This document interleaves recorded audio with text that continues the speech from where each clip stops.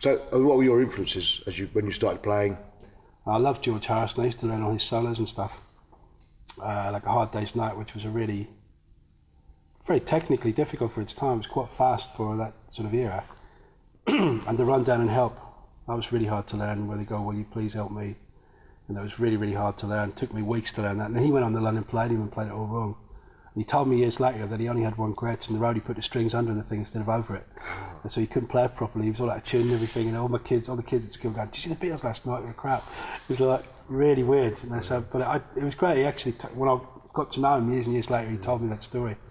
Well, interestingly, we're going to play a Beatles track here that you've chosen. Interestingly, because you've also cited the Beatles as being, you're a big fan of them. But again, their guitar work was entirely different. That was a whole different. What was it that drew you to the Beatles? I mean, you've chosen "Here Comes the Sun."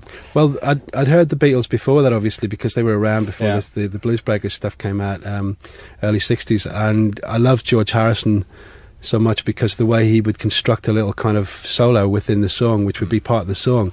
So from him I learned about melody. Well, from him and Hank Marvin, actually, I learned about melody, a very simple way of playing.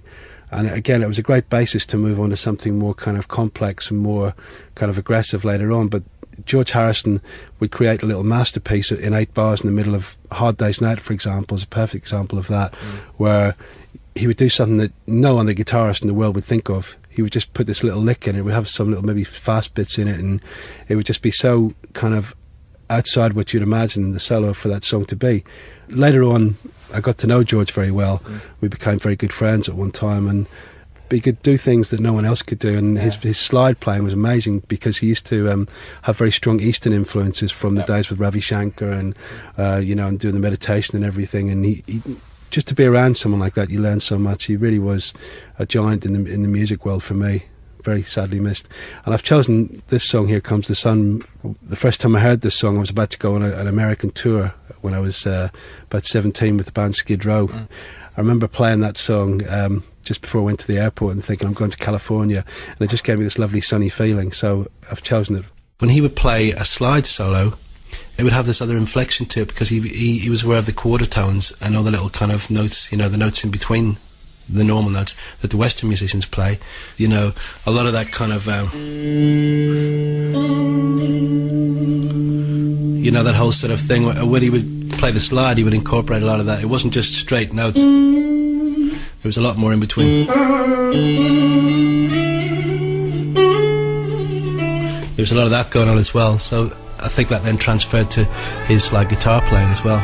Can I ask you, on your new record, on your new album, you have kind of older chums like Eric Clapton and people like that.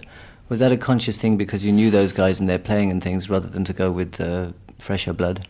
I don't know any fresher blood, actually. Do you not? Not. I mean, the newest guitar player I know is Gary Moore.